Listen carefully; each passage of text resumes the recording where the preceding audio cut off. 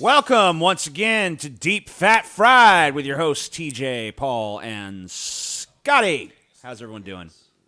The fuck is that? Fuck was that, Paul? My fucking. Fuck's What is going going Paul? on there, Paul? I have no idea. I'm not responsible for my actions. Oh, okay. And by the way, I take umbrage. I'm not a host of this show. TJ. Okay, what are you? I'm a recurring guest. Oh. Featuring Featuring breakout TJ and character. Scotty and recurring guest star Paul Ziegler. There you go. Wow. Oh, yeah. So what kind of banter would you like to have, Paul? I don't even want to banter anymore today. You don't even want to banter? You put my tits through the ringer today, TJ. I did. You see why I don't like to do them abandoned Hope took it out of me. I'm sweaty. I made Paul sit tired. through multiple performances of the Deplorable Choir, Scotty. You know the Deplorable Choir, Scotty? No. Oh, You don't? You are a lucky man. Oh, I'll show. Oh, no, he's not. Oh God, don't make me do this again, dude. No, I just he's fucking gonna... did this. All right, you know what? I'll vary it up a little bit. I'll show you their Fox News performance. I don't want it. They actually went on Fox News. I, dude. for one, welcome Unless the they all Deplorable fall Choir. out of a fucking 16th story window or something at Fox headquarters. I don't want to see it. Yeah, you do, Paul. Yeah, you If do. they fall out of the building, I'll watch. If not, I'm going to close my How about eyes they? and You go know to what, the Paul? I happy think they're place. gonna fall into your heart this time. Maybe I won't be able to find it, Paul. It's looking a little sketchy right now. Oh, well, that's a shame. I'm really fucking saddened by that, TJ. I was really hoping to see the Deplorable Choir one last Oh, man, time. where the fuck? They ain't got it? Oh, They ain't no. got it? What the hell, man? They ain't What got the the hell? Deplorable Choir? You failed me, TJ. I thought you were gonna deliver. I mean, this I can still Deplorable Choir. find it, but... I mean, whatever. You know, it's fine, TJ. You just promised me All right, you something. know what? all time this Fucking Kyle Kalinski's got it. Does he? Yes, he Cool. does, so check it out here. Thank you to Kyle Kalinske. I'll skip over He his... comes through where No fucking offense TJ to his doesn't. commentary, but we're going to do our own. hopes their pro-Trump songs will help others not be ashamed of their political leanings. What you think about Here with that, me now, Scotty? Lindsay Morris, I'm excited. CJ Engelstad, and Valerie Eisler, also I have seen known them. as Okay. the Deplorable Choir. So you guys They're took terrible. the word deplorable, made it a good thing, and you want No, other they didn't. people to what, not be defensive or ashamed about being on the Trump train? Yeah, no, it's so much fun to be on the Trump train, and we were so sad watching the effect, the trickle-down effect of the media had on all our friends at home. Like, we had so many friends that were so ashamed to keep So doing you it. got out, Yeah. Start. no trouble. Shut up and Bird sing, Woman. bitch. Don't care if you're black. We don't care if you're gay. We're all under attack. We don't care if you're rich. Don't care if you're poor. 'Cause we all know what we're fighting for. Sing it. Real women vote for Trump. We don't need no liberal chump. Yeah, real women vote for Trump. This is news, by the so- way. This is on the fucking news. That's man. news, man. That's It's news. Hey, and I can honestly disprove what they said because they're talking about Trump actually said when he was talking about a cabinet appointment. He's like, "Do we want a poor person there? No, we don't." So he does care if you're poor. You shouldn't be. Basically, Trump Well, has they never said Trump doesn't care. They said they well, don't care. but the Right. person they look up to does care. I bet the poor people care that they're poor, too. yeah, too. Yeah, I'm pretty sure the poor people. I'm yeah, pretty sure also that poor people don't want to necessarily hear that you don't care that they're poor. I'm I pretty don't sure care they that you're do. poor. I'm pretty sure they want you to care. Well, you know what they in need the to do, positive TJ? direction. Pull themselves up by the bootstrap.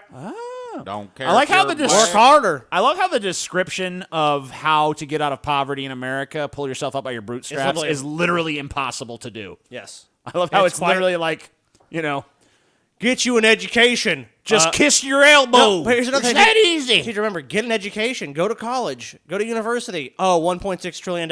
Oh, now these liberals they want free college. I don't get it. Pay for college, pay for this, but what? It's like it doesn't add up. Go to a trade What school. are they supposed to do? That still costs money. Real women vote for How you gonna get Trump. there, TJ? 'Cause, oh wait, there's no public transportation in the U.S. You're fucked. You don't have a car. Well, just you need to get a job to pay for one. Can't find a good paying job? That's your fault. Go to school. It's just like you're fucked. Yeah, it's There was just a endless fucking- Alice Cooper song called "Lost in America" that basically made that same point, where it's you Oh know, yeah, this is far from a new phenomenon. No, in of America. course not. You've always been screwed by the catch-22 as a poor person. that's definitely true. So one thing about putting this episode together, this is, by the way, Janine Garofalo versus Sarah Silverman. Oh God, man. Yeah. I mean, it took a lot of time to research, and I thought I'd purged both of those people from my mind completely. it was really fucking hard to do, too. And You were telling me it's one of the I hardest wanna episodes you think you've ever... It probably was, as far as research goes, probably the most difficulty I've ever had putting an episode Why together. is that? Well, partially because Janine Garofalo's at a stage in her career where literally no one gives a fuck. Sure. Uh-huh. So it's hard to even find shit on her. And Sarah Silverman, honestly, is kind of going that same kind of... You can kind of already see her starting to fade away. There's like a sunset on Sarah Yeah. Silverman. Although she is in the news right now because she was fired from a movie that she was working on because of a blackface bit that she did in 2007. Whatever. I'm not pulling it. It happened today or whatever the fuck. I don't care. But it does kind of go to that larger point of how she used to kind of do risque, edgy comedy, and now she's woke, and they don't care. They don't care that she's woke. They're still going to fucking hold shit against her from fucking more than 10 years ago. I'm sure she's apologized for this particular skit a billion fucking times. And it was a skit, by the way, that was making fun of racists who think that blackface is okay. Right. But that doesn't matter. Context is irrelevant. Right. The fact that she put on blackface. She never should have done it, even if it But was for that reason. I'll be honest with you. Whatever. Researching an episode, it's like, I think it's second nature to all of us know how to put one of these together at this point. But typing out Janine Garofalo's name over and over again is one of the most grueling things I've ever had to do as far as researching an episode goes, because it's really annoying. Because every single time I typed it, I had to stop and think about how her fucking name is spelled, and both of her names. Because neither one is spelled the way I want it to be. Yeah. I actually wanted to ask you guys to spell Janine the way Janine Garofalo spells it, just off the top of your heads, to see if either of you can even fucking come close to the spelling of her name. G. Wrong. Okay. All right, so J-E... Wrong. J-A-N... I-N-E. Wrong. J-A-N... What the E-N-E. What'd you say? J-A-N-E-N-E. E-N-E. No, wrong. Janine. Nope. Okay, let's try Garofalo. G. Okay. R. Well, you gotta put an A before it. Garofalo. Or do you think it's Groffalo? Oh, fuck, dude. It's Garofalo. Garofalo. Okay, so G-A-R-O...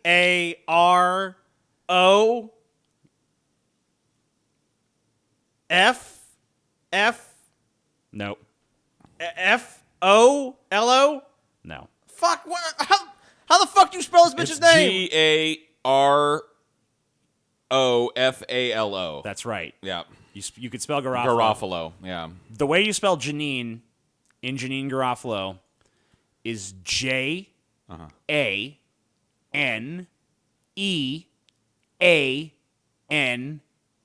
Oh, God. What the that's fuck? awful, It's man. literally spelled JANEANE. That's horrible. Yeah. And every time I typed that, it pissed me off. Yeah, why didn't you just, keep it in your fucking copy-paste and shit? I did. Well, actually, I was spelling it wrong through most of the document. I finally noticed I was spelling it wrong, and I did a fucking copy replace. I wish I'd just done that at the end rather than deal with it, and just kept spelling it wrong. And So then you were fixed it at the pissed end. off pretty much by every angle of this. Yeah, and, just frustrating. Anyway, so a little bit of an introduction to these two, because I know not everyone... Listen, here's the point. My wife, Chelsea, asked me, what's your next episode going to be? I said, it's Janine Garofalo versus Sarah Silverman. And she said, who's Janine Garofalo? Uh-huh. The next day, my brother Stevie asked, what's your next episode going to be? And I said, Janine Garofalo versus Sarah Silverman. And he said, who's Sarah Silverman? So to answer them both, Janine Garofalo is the Sarah Silverman of the 90s, and Sarah Silverman is the Janine Garofalo of the 2000s. Yeah, There you go. they kind of are. And maybe I'm wrong about that. Maybe they're not as No. similar as I think they are. I don't think you are really all that Look, wrong they're about both. Look, Paul. The evidence is good. They're both dark-haired women. Uh-huh.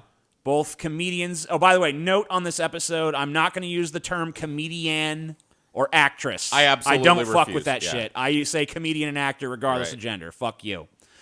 They're both comedians. They're both actors. They're both dark-haired women. They're both known for their condescending liberalism, probably more than for their comedy at this point. Yeah.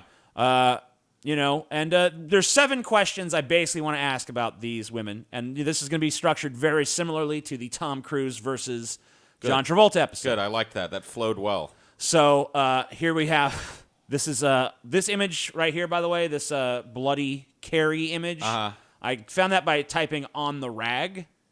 So Whoa. So it's like a tampon. Is it tampon? I don't think it's a tampon, but I think that someone probably made a tampon. This is joke like using Paul. it. This is like new woke TJ. So we're measuring them in bloody carries. No. Okay. We're gonna do it the same way as last time, where each of us just gets a vote. Right. As to what the answer to this questions are. So the 7 questions we're going to ask this time around are: who's the worst stand-up comedian?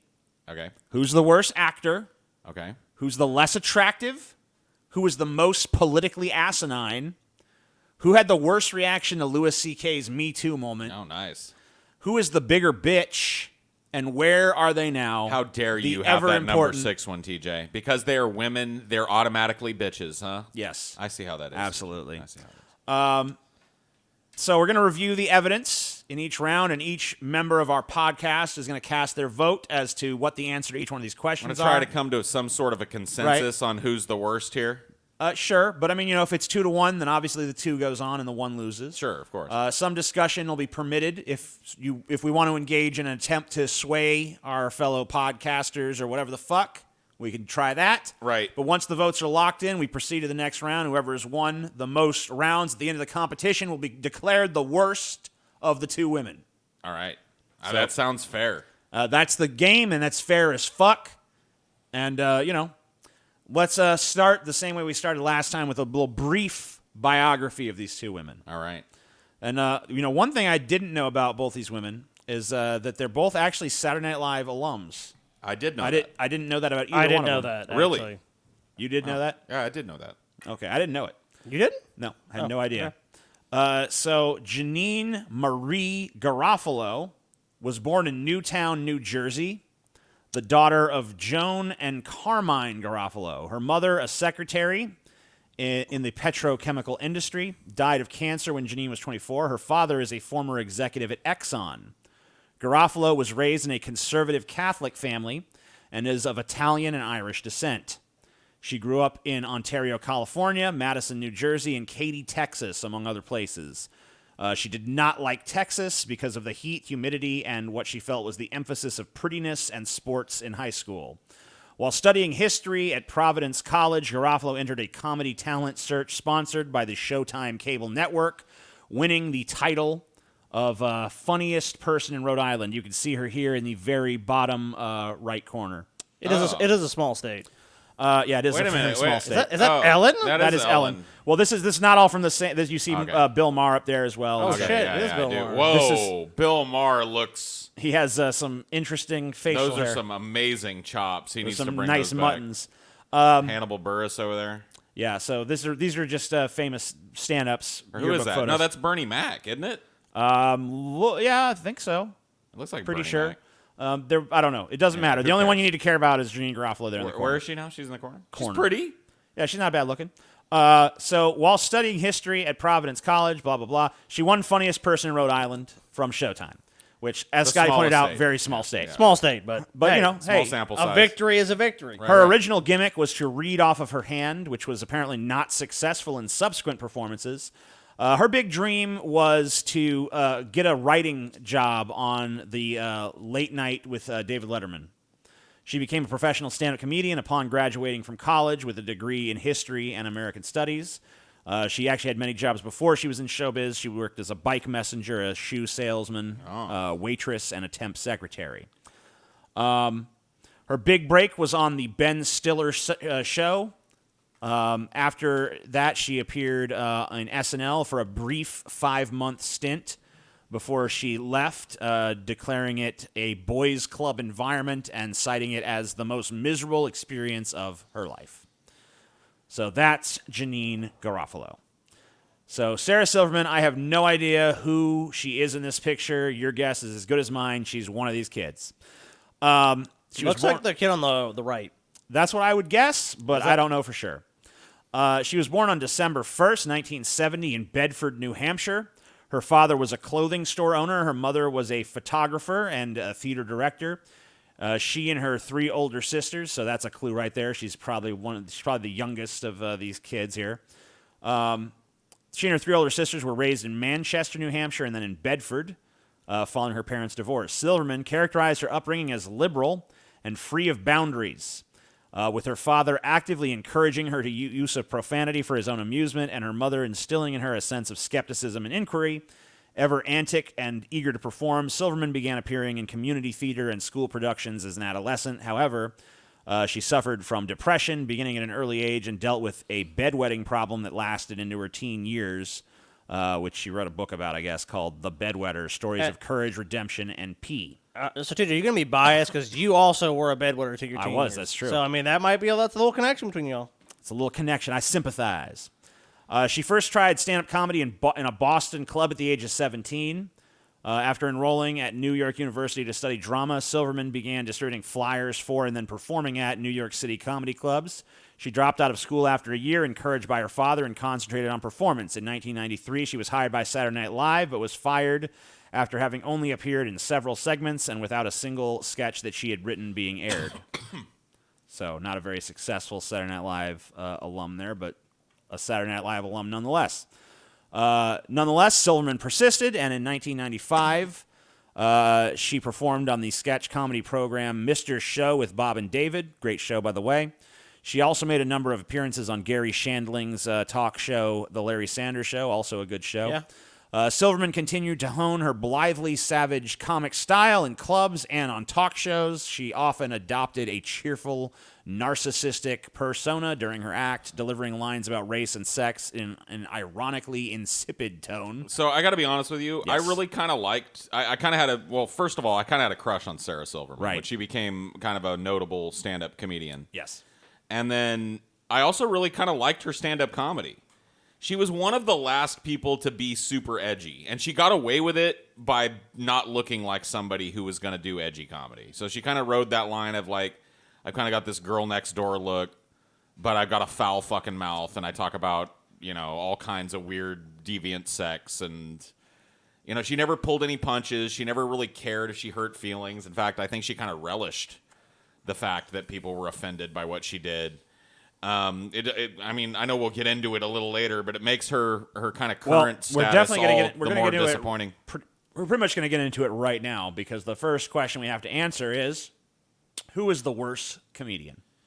So I have pulled 3 routines at random from both these women, trying to represent different eras of their career whenever possible. Obviously, stand up. Maybe there's some years where they're more active than others. So, but we're going to start with Janine. We're going to look at these clips in sequence. One is from 1992, one is from 1996, and one is from 2016. Okay. So we're going to start chronologically with this clip from 1992 in one of her first television very appearances. Early in her career. Very early television appearance. Keep in mind, this is 1992, so not all quality sucks. Comedy doesn't always age like I have not looked at any of these clips in depth, so I don't know what we're going to find here. I wanted this to be as big a surprise to me as to you guys. So let's take a gander.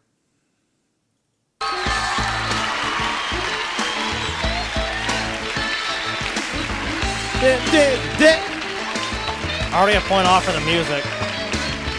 I don't think she had anything to do with the music. Fair enough. But you know what? Still a point. Still a point anyway. We're not even on the point system anymore. You just get a vote at the end. I know. I'm doing a mental tally. You're doing a TJ. mental. I guess you can do that. Hello.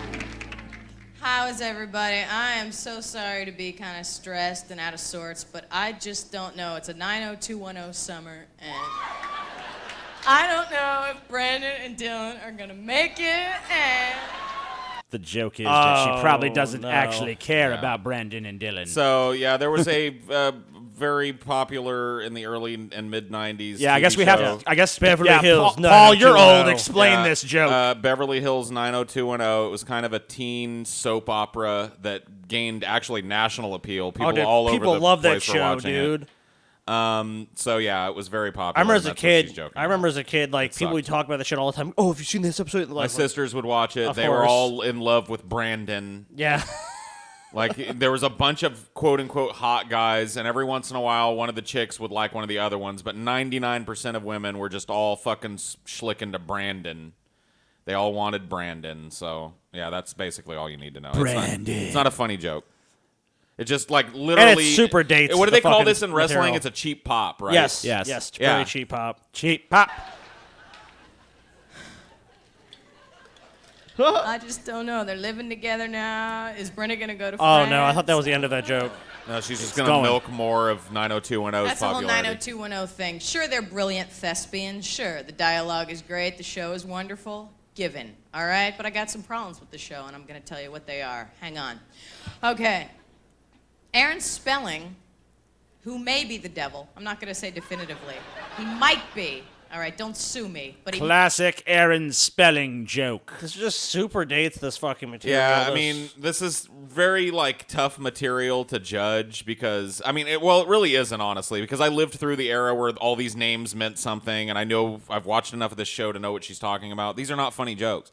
She's literally still milking the cheap pop. Let's see if she ever Of, gets like, past it. 90210 I is mean, has she super actually popular right now. has she actually told a joke at this point?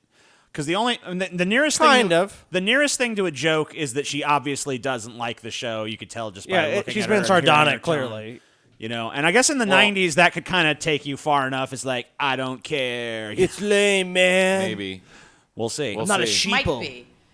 His daughter, Tori, is on the show, 90210. Little Tori, you know, she looks like the psycho preteen at every bar mitzvah you've ever been to. She's like, hi. I have been to 0 bar mitzvahs. I've Like, been maybe- to one, maybe you have and to I be didn't at- see any psycho preteens. Oh well. Auntie Rivka, You weren't I looking can't hard eat enough. this week. I'm so slender. And she's on it, and she's got great sideburns and all that. But the thing is Is that funny? Kinda. with Tori and her father Aaron, who runs the show, do you see the kind of sweeps week attire he encourages in his own 16-year-old daughter? All right, tree decorating party, case in point. She has on hot pants. I was Tumblr before Tumblr existed. Yeah, this really is a Distasteful, dated A. kind of B, style wedgie, of... whole show. Or a Melvin, depending on your region of the country. Either way. The thing is, she's got a wedgie for the whole show, and we have the camera, the butt camera, right on her ass the whole time. That's not a lucky accident, as they say in the business. That was a very deliberate move on the producer's part, so that while Tori is hanging the star on the tree, wedgie goes even deeper. 14,000 teenage boys are whacking off all over this country. Ratings go through the roof, ladies and gentlemen. I mean, And the that's... same unfortunate I mean, token, I don't think that was the flip side majority this of the coin, we have audience. legions It's a of pretty liberals edgy with observation, maybe, anorexia, for the time. I bulimia. don't know. It's hard for me to tell whether or not that would have landed for me in the 90s or not. Yeah, it's hard to get back. I'm so far from 90s I mean, Paul. I was like 7, so I don't even really know that. This That was would've been over my 92. head. But you were you was had 12. You had a brain at that point. Yeah. You were old enough to I was have watching something of a brain. comedians and shit, too, so I Right. knew what stand-up comedy was. I watched a lot of it. So... But like, yeah, I mean, I don't know if that would have landed with me at all. it's pretty hard to know how to gauge you can't 90210 material. But you can't go and say, what would fucking 1992 Paul think about this? You can only go, what's fucking 2019 Paul think about it? I will tell you this. I like her delivery. I like the deadpan of her delivery. There's something about her kind of like, I don't really even care that I'm up here delivery that is okay. I don't necessarily like the jokes. It'd but be I feel- better if there was It isn't better a bad material. delivery, though. Right. You know, because I can't keep up with Shannon Doherty's little buttock. All right? I'm just so thankful that in my buttock. day it was Welcome Back, Cotter. That's all I have to say. All right? Because you don't have to feel that bad about yourself. All right, so yeah, 90210 was a shallow show. Right, You got and, him. Nailed it. Like if I had to explain to our fans fucking Beverly Hills 90210, they're definitely not going to get the Welcome Back Cotter reference. Fuck no. You know what I mean? So this is definitely, she went for a very referential style of humor here that was very dependent on whatever was popular and kind of riding the cheap pop of going, oh, 90210, and then coming up with some, I don't know, there's maybe some clever jokes in there. I liked her little dig at Tori Spelling's sideburns because, you know, women aren't supposed to have sideburns. But why is she enforcing that, though, you know? I mean, whatever. You It's know a what I'm joke. saying? You know what It's a I'm saying, joke. Paul? This was the edgy 90s, TJ. But I'm just holding her to her own radical feminist stance. Does this? Well, whatever. You can't hold her to that now. She wasn't how that long is here. this clip, TJ? This, it keeps going. I don't know if it ever gets off of the subject of 90210. That's Let's what I want to see. see. Hey, how you doing? I know I'm too old to live this way. All right, how are you?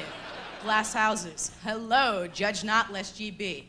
Let me explain why this little Generation X Greenwich, Connecticut phenomenon keeps repeating itself. People my age tend to be the spawn of 1950s parents, kind of I like Ike, sky is the limit, knew the value of $1, got married, made the commitment to work really hard so their kids would not have to, and guess what? We don't! Hi, how are you? Love 90210, hello! All right, so I not would really, just I rides guess. this. Just rides the 90210 Yeah. thing. I was Into the kind of ground. interested there for a second that And she then was it was gonna like, go oh, off it's on still some, 90210. Gotcha. Yeah. Yeah, that's how I felt. I just feel disappointed. I mean, at the whatever. end. It is kind of funny that she built up to like she was going to get all philosophical for a second and then just kind of wrote it. Yeah, I mean, I don't know. It's I funny. feel like this material might have worked okay in Right. 1992. I don't know. I got to be honest with you. Now that I've watched a little bit more, I think this might have sort of landed with 12-year-old Paul. I don't know. I might have chuckled at a few. It certainly Of Well, the doesn't- audience It seems certainly like it. doesn't really hold up in 2019. these. No, regardless, it's not funny now. No. Okay, so let's check out. That was, one of her first performances. So let's see what she learned in 4 years by checking her out in 1996. So I would have been 16. Our next performer is not It's only very Drew funny, Carey. but we served together in the Congo. what a and the we got to do one of these with his ass at some point. Who would he go up against? I don't even know. I don't even know if there's anyone that's ever sold out harder as a comedian. Jay Leno, I guess. Jay Leno, yeah. Oh. Drew Carey versus Jay Leno, biggest sellout. Dude. Yeah, biggest sellout comic, basically. Dude, a show is born. me, she's one hell of a jungle fighter. She's a regular on the Larry Jungle, Sanders gotcha. Show. She hosts Comedy Product at Comedy Central. She was in Reality Bites, and she'll soon be starring in the feature films The Truth About Cats and Dogs and Largest Life. And she says it'll all mean nothing if she doesn't get to sing at the Super Bowl halftime show. Please welcome Janine Welcome. Garofalo. Welcome. Please welcome Janine Welcome. Garoffalo. Welcome, everyone. Drew Welcome. might have been hitting the sauce a little bit for the show tonight. Hey, it's Janine all has right. a totally different look now. Thank you, thank you. Way less edgy, more school teacher. Left cheek, left cheek. Right, right. That's not my opener. Okay, sorry. So anyway, this is what I Whoa, what happened? Did she fucking time loop? Dude, she did. want to say about. I'm 31. Okay, let's just get that right on the table there. Yet I still will go into the public bathrooms here and contemplate stealing the toilet paper. You know what I mean? You see it, and it's just this Pavlovian thing left over from college. Because like in college, you want to spend the money on the cigarettes, the Stoli, Diet Coke. You don't want to waste it on toilet paper. So because you can just steal that. You got a knapsack, right? So anyway, you would think. I've literally never stolen toilet paper. I wouldn't want the toilet paper that they no. distribute Yeah, in public restrooms. I've been real fucking poor where I was living on fucking ramen and shit, barely scraping by, and I never stole a roll of toilet paper from a public place. So. It never even occurred to me. Yeah. It's It literally wouldn't the be worth worst it, toilet yeah. paper that you can imagine. Yeah. If anything, I'm gonna go Industrial into strength fucking sandpaper, maybe. I'm gonna go into the fucking supermarket and steal some soft toilet paper if I'm gonna be stealing toilet paper. I'd use the 3 seashells before I Yeah. fucking stole toilet paper. If you know how to use them, Ball. Do you know how to use the 3 seashells, Paul? I don't. I don't either. I have no fucking clue. Everyone man. does, TJ. Oh, you really? fucking kidding? Scotty knows, but Rob he won't show us. Dude, we need to fucking kidnap Rob Schneider and make him tell us the 3 seashells secret. Who do you think taught me? Ah. I think I would have learned my lesson because when I was 23, I got Anyway, that wasn't busted funny. at a roadside McDonald's. We were funnier and that than is a sure that cure was, yeah. for hubris, by the way, getting busted for stealing toilet paper. And Uh-huh. but I went to the roadside McDonald's, and they have those toilet papers that are like literally like industrial, huge. Yeah. So that your little eyes light up. You're like, I will have this toilet paper until I have to declare a major. That's how long I will have this. And so I said to my roommate, create a diversion. I've got a raincoat. I'm going to get this. So I put on my raincoat, and I get mid-parking lot, and the Go back. Tell the 90210 joke again. I don't think as many people have been thieves as you think have been. You know what I mean? Yeah, I think especially you not think toilet that, like, paper thieves. thieving Well, is way more common. When I stole shit, you know what I stole, Paul? What? I stole porn. I never, dude. I never stole a fucking thing, dude. I never. No, but I'm saying, okay, Paul, what would you rather steal, though? Gas Porn. station, fucking toilet Yeah, paper, porn, or of course. porn? Of course. McDonald's toilet paper, Sky. McDonald's toilet paper. manager Oh, whatever. comes and busts me. And what are you going to say? Same shit, it was TJ. stuck to my shoe. I had no idea. So who wants to Even hear the she gave up story on of that the fucking ruptured joke. ovarian cysts? Hands? Not me. Okay. Can we Well, try a different one? Here's how it happens. Ruptured ovarian cyst humor. I gotta tell you that this seems blander than the 902. I kind of thought the 90210 one was kind of a clever way to play up an audience. It kind of had a little bit more teeth. This to one it. feels like just kind of listless in a way. Working, that and that I one didn't. sneezed and passed out. So they took me to the hospital because I thought I had appendicitis because I had symptoms of appendicitis. But no, I had a... Man, you know, one thing I love hearing is people's surgery stories. Yeah, you know? here we go. Everybody's Classic got one. surgery And you story. wouldn't believe what series of ruptured happened. ovarian cysts. Now, why didn't I know I had these ruptured ovarian cysts? Because I don't go to the gynecologist. Why? Because I have a very don't ask, don't tell policy with my vagina. That's how I work it. I don't bother it. It doesn't bother me. I deny my sexuality. You know, there we go.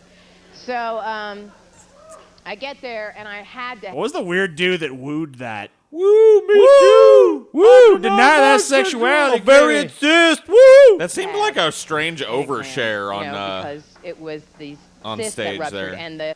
I mean, we did just do like a fucking 7 minutes on poop on the pre-post show, I mean, so that I is don't know true. if we could really We judge ain't too got much. we ain't got gynecologist no goes, you know how rare that is to rupture your cyst while sneezing? I mean, you have... The real crime of this is it's really fucking boring so far. Like, I don't even know like what is supposed Yeah. to be a joke by this point. I really don't like I this. steal toilet paper. I had an ovarian cyst. I don't like my vagina. Whatever energy was attractive about that 1992 performance seems to have fled. Already. Yeah, by 96. have to be dropping an egg. And I've never won anything before. It's like winning the lottery. It's just an embarrassment of riches in my wombs. Okay, then. Anyway, All right. so let's skip 10 years forward. Oh, God. I can't imagine this is I going to think be... it's 2016. It's 2006 or So- 2016. 2016. That's 20 years then, TJ. Oh, you're right. 20 Yeah, years this is forward. a huge... Sorry. You're not a math time. major, T. It's all right. That's fine. I'm stupid. 2016, 20 years into the future. Let's see how she's doing. Marty! Please welcome to the stage JANEANE GAROFALO! JANEANE Garofallo. Damn, she's changed a lot, dude. Oh, wait. wait. Sex Oh, that's change. not Okay, her. whoa, Shit. okay, whoa, my bad. Okay, that's not her. I didn't want to assume, you know what I mean? Oh, there she is. Hello. She's had some lip injections. Yeah, she's actually had quite a bit of plastic surgery. Which I mean, I was gonna say, yeah, she hasn't aged much, so I'm assuming lots of plastic surgery. the only one that really stands out to me is the one that always stands out to me is when lip. women Huh? get that fucking like over lip plumping. Huh? Yeah, I have a picture that really Drives home it shows how bad the like. It's weird because she didn't really seem too vain about herself, but Right, she kind of. I mean, well, I don't know. They're in the mid part of the career, I guess. She seemed to kind of be slovenly and not really care too Right. much about the appearance. But then at some point, just kind of like, I guess, whatever. no, I need lip injections. guys Is she have been a funny? friendship. That's what really matters. Yeah, Tuesday. well, that's what. Yeah, Joan. Well, Joan actually, we are Rivers going to judge these women on had their a lot- appearance she later was on funny. in the show. Because so. we're sexist, of course. This is, you know what? Do you know you're supposed to be talking right now? Is Wow, did she forget her act? Yeah. This Yeah, is, do you know what? Do you know what? Did she just do a big line of coke before she got up on stage? so. Well, she doesn't look like she's aged at all, so I'm assuming, yeah, she must be doing coke or something, dude. She must have made a deal with the devil. I am going to discuss, I am somewhat reticent to discuss because some of the elements of the story, actually, let me just do it. Let me just, Yeah, how about that? okay. Yeah, good idea. That's a good idea. I've discussed state stories before when asked. Figure out what you want to do with that microphone Yeah, too. why are you fiddle fucking around? William Black, who, as he remembers it, I This invited is him like to- an She open seems mic drunk. night. This is like an open mic night, and an old lady that always wanted to try stand up, and she's doing it for the first time, and she's got her fucking notes there on the fucking little high school fucking, note holder podium thing. Yeah, this really doesn't come across like someone with like 20 plus years of comedy experience. She seems like she's scared as shit to be up Sometimes, there. you know So was this her first time up there in a long time or something? I don't think so. I don't know. to a party with me. As I remember, I don't know the it, that's context. what I knew of him, but met him at this party. Who? Suffice it to say, Dude, He- some comedians my best age friend- like fine wine, and some turn to fucking vinegar, and she is fucking Holy vinegar, shit, dude. man. She's I'm telling incoherent. you right now, yeah, she sounds like she's drunk. from college, Maybe she is. and another person went back to my hotel room, all slept in the same bed platonically. He with a full suit and hard shoes on through the whole night. in the morning. Ah, the first big joke. A man sleeping in his shoes. Wow, I'm about to fucking double over and die. Oh, how whimsical. The fourth person popped up and said, "Oh my God, I'm going to be late for work." Okay. And then we all said to each other, "Who was that?" That was no one to this day knows who that person was.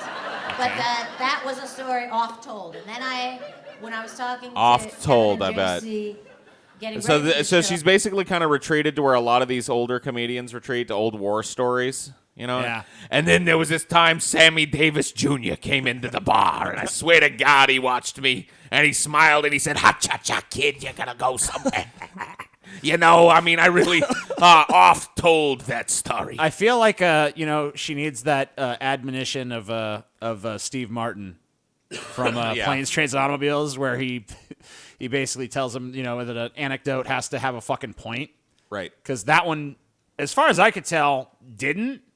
But maybe I just wasn't paying close enough You attention. need a fucking map to figure this fucking shit out. What are you talking about? It was like this All right, incoherent story. So that's the story. I guess that's a oft-told story. You can see why, because it's so rich and Let's see layered. a little bit more. Let's give it a chance. Maybe There's she a recovers. story I have always had inside me that I've never wanted to tell because it's somewhat embarrassing for me. It involves Carrie Kenny. And this Nobody goes knows who back that is. to the early 90s. Now, I know who had it is. seen the I stage. don't, actually. And we also were on the last Jon Stewart show together. And Woo! Jon Stewart! Woo! Way God. funnier, more talented person. Jon Stewart, a guy who's not here right now. Woo! The crowd is I'm a like big as fan of drunk theirs, as but she Carrie is. Kenny caught my Woo, eye for Jon several Stewart. reasons. I unfortunately had a very bad habit when Sorry, I just My fucking God, slipped man. into a This She, goddamn coma. she does seem drunk or fucked up or something. I This don't is know. bullshit, man. Maybe it's the lips. Maybe the lips make her sound drunk. No, because Here's what I what can decipher isn't funny, and it's terribly presented, and All it's right. boring. Maybe she gets off to a slow start, but picks up by She the tells middle that of the set. story like a soccer mom. Yeah, it's really not interesting. Let's see. something that I don't say. I hate as much as like today when people say bucket list or bonus room. It's not a bonus room. It's not a bonus room, real estate agents. It's not. It's a room. It's a room in the home.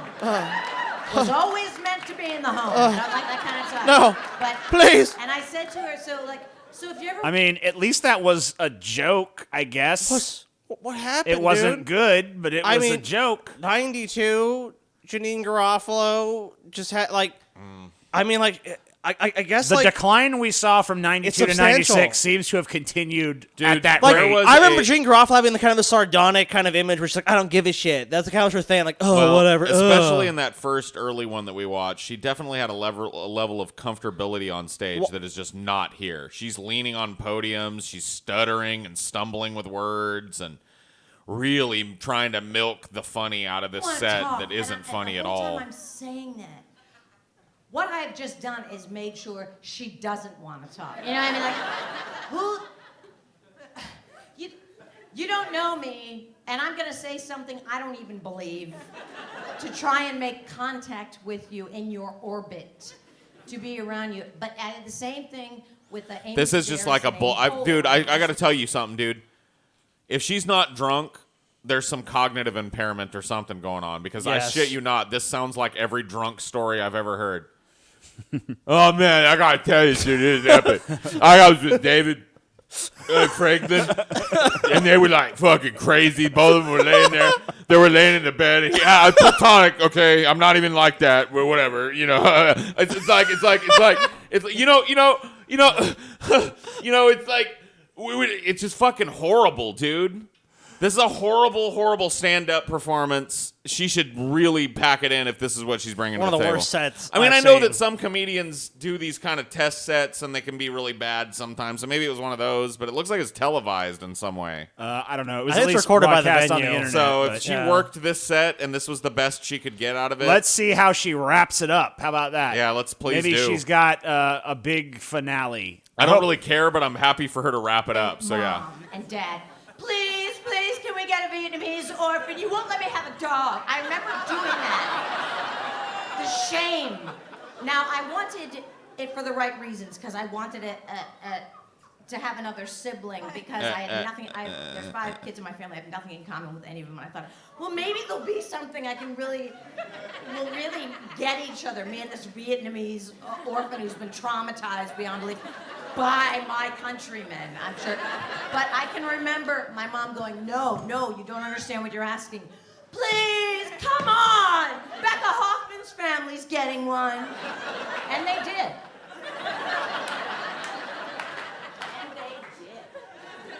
But anyway. So something about a Vietnamese orphan. I or mean, something. just the fact that she can't remember her own material and she's looking at notes. I mean, like, look, we definitely have notes and do research, but like, we're actually covering topics. Like most stand-up comedians I've seen, they don't have fucking notes like that. Maybe they make mental notes. They learn their act. They craft it over time. I don't know, dude. And what I'm saying, but after the years of doing this, if someone told you they had 20 years of stand-up experience, would you expect this to be the set? You would expect them to get out and work a fucking crowd. I mean, even if they're not the best comedian in the world, there's still like. There's comedians on YouTube. She'd probably be doing better if she went out there and just did her 90210 material But I'm again. saying people build up fucking routines. Remember that old show, 90210? Even the most fucking contrite, fucking old, pedantic fucking comics in the fucking world that are fucking playing these shit towns like around here or something have a routine. This doesn't even seem like a routine. It seems like she, like Paul said, she wandered on stage and is telling a drunk story. I mean, really, it is. I'm not even joking when I compare it to that. It's like broken up and listless and doesn't have a real narrative track through it. I mean, I'm a pretty decent storyteller. It's one of the things that I will pat myself on the back for because I know how to craft out a story. I know how to make a story have a strong narrative line through the heart of it. There's no uhs and ums. I'm not trying to add shit. I'm not ad-libbing. I don't know exactly. You know what I mean? If I tell a really good story, it's good from start to finish. And if you're going to do that kind of stand-up, you better know your fucking stories. Like, I didn't even visualize you laying in bed with 4 people. You didn't even set it up enough for me, your first joke. A dude, platonically sleeping next to you in a full suit and hard shoes. I didn't even visualize it before the joke landed. Like, so there's just absolutely no attempt here at crafting an actual story. It's just like, I hope that people will surf on the fact that I'm JANEANE GAROFALO and hang on my every weird little war story from the early 90s. Nobody cares. Dude, look into her eyes. That is the, like... It's fear. It's you can sense it. You can smell the desperation coming off this set, and that screen capture you couldn't have picked. If she didn't have glasses on, it would be truly disturbing to see like how sad this is. Truly, yeah. Maybe I can get one without the glare. You guys have been very, very nice. Thank you. I mean, even just saying that, you've been And very then she nice. just runs off stage. Yeah, it's like there's zero confidence in the performance. Anyway, you guys have been great. Bye. Gotta go. And the crowd, honestly, the crowd is like very supportive, and I can't believe you just run off the stage like that. Nothing like, yeah, guys, thanks, nothing. Yeah. Just like, whoop, I'm gone. Maybe she's trying to do the character. Well, thing. I got to tell you, not a strong showing in my estimation from JANEANE. The sum total, I mean, she was definitely at her best in that first set. Agreed. It was the most interesting material that she had, and I think she was way more comfortable in that set than any of the other ones we watched. So. Oh, yeah, absolutely. So we got to watch the other end of this, though. We've got 3 more sets to watch from Sarah Silverman. All right, so the first Sarah Silverman set we're going to take a look at is from 2006. Okay. This is around the era I think I kind of liked Sarah Silverman and what she was up probably. to. This was around the time of her greatest success. Okay. So. Or, you know what? I actually think... No, we need to show... I'm sorry, this first set we're going to look at is from 2005. Okay. I got in trouble for saying the word chink on a talk show, a network talk show, and it was in the context of a joke, obviously. That would be weird. That would be like a really bad career choice if it wasn't. But nevertheless, the president of an Asian American watchdog group out here in Los Angeles, his name is Guy Aoki, and he was up in arms about it, and he put my name in all the papers calling me a racist, and it hurt. I mean, as I do Jew, that to other people. As a member of the Jewish community, I was really concerned, that we were losing control of the media. There you go. All right. So that's pretty good. That, ladies and gentlemen, is a joke. That's what we call a joke. Yeah, that was a pretty good There setup. was a setup, and then there was a punchline. Yeah, and it was unexpected and well-timed and well-crafted, and there was no uhs and ums, and there was no weird listless kind of performance. She looks very comfortable. Yeah. Natural. Yes. Right? I mean, like, What kind of world do we live in where a totally cute white girl can't say chink on network television? It's like the 50s. It's scary. There are only 2 Asian people that I know that I have any problem with at all. One is Guy Aoki. And the other is my friend Steve, who actually went pee-pee in my Coke. And he's all, me Chinese, me play joke. You know, like, I remember that rhyme. If you have to explain it, Steve, it's not funny. It's not funny. You have to break it down. All right, so I'm not like rolling in the aisles or anything, but I'm I'm smiling decent. and I understand the jokes, and the character that she's inhabiting is pretty funny. Right. I mean, I can see how she's using like this faux airheadedness to kind of get away with stuff that And it's might kinda have been edgy. difficult to Right. get away with for other people at that time. Right. So I don't know. I think that's a pretty strong showing. This is a pretty good example of why I used to like Sarah Silverman. And you know, when I'd it's- watch one of her stand-up sets, it was kind of filled with like I There's said, a nice honestly, edge to it. the There's a joke nice edge never to had it. me The doubling joke over. is more topical now, even though this event she's talking about is past. Right. It's And more she- topical now than it was. I think because- she more than anyone Yeah. needs to watch this old set. I think she could stand to listen to some wisdom from 2005 from herself. Right. So let's take a look. This is just a year later. She's been kind of sporadic with the stand-up, so there's kind of big gaps. But this is basically from around the same era. Sure. It's just a year later at Comic Relief. All right.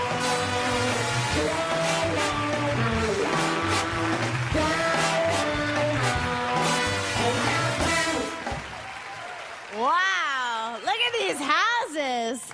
These houses are amazing. Shouldn't they have built these in New Orleans? Confused. I am so excited to be here and so excited to be a part of this. I am such a charitable person. I constantly am giving and, completely anonymously. And my skin is so thin, my heart, I see these care commercials on television with the kids with the big bellies and the flies buzzing around their heads. And these are 1 and 2 year old babies, 9 months pregnant. And it breaks my heart. Thank you. And I don't give money because I don't want them to spend it on drugs. That little thank you she gave was probably a better JANEANE Garofalo joke than JANEANE Garofalo could pull off. Yeah. Yeah, no, I totally agree. Once That- again, like that she nice seems- little deadpan she did there Yeah. was actually, it was pretty good. But I give, in my way, I give. I sent this past summer 15 really fun cowl neck sweaters to this village in Africa in just really fun colors and expecting nothing. The joke is they would have no Right. need for those. Yeah. Haha, that's not great. The other stuff is pretty funny. Why not? I like when she does the kind of comedic misdirection stuff. Yeah, she's pretty good at that. She was pretty well known for that. She actually did some songs too that were pretty edgy. Yeah, I she do used to remember weave some of like that. I actually almost picked one of her songs, but I didn't know if it was fair to count it as stand-up. Plus, I was kind of more scared of the copyright course. issues Well, yeah. with music. As you should be. But she was also kind of unapologetically atheist too. She used to rip Yeah. on Christians and religious people in general a lot. So that was kind of cool about her. So looks like I could pretty much give a rubber stamp of approval to the Sarah Silverman, of this era. Especially in comparison to JANEANE Garofalo. Hey, you know what? How about do we have any woke Sarah But Silverman? I don't know. We have a 2014 Sarah Silverman. That's Uh, about the that's- most recent I could find I of don't her think doing that's stand-up. quite woke Sarah Silverman yet. I think she started getting Maybe woke. on the Well, fence. she doesn't Maybe. really do much stand-up anymore, as we'll kind of find out Yeah. later. But anyway, so this is from 2014. Okay. Check it out. This is see how it goes. embarrassing. This is a confession, okay? Ugh. Sometimes I get an orgasm from giving a blowjob. Is that normal? Is that like to get an orgasm from giving a... Oh, not giving a blowjob, taking a shit.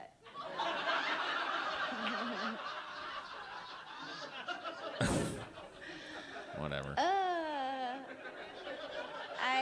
You don't understand. I'm at a show too. You're my show. And that joke is so fun to tell because, like, at the first juncture, the guys are like this and the girls are like this.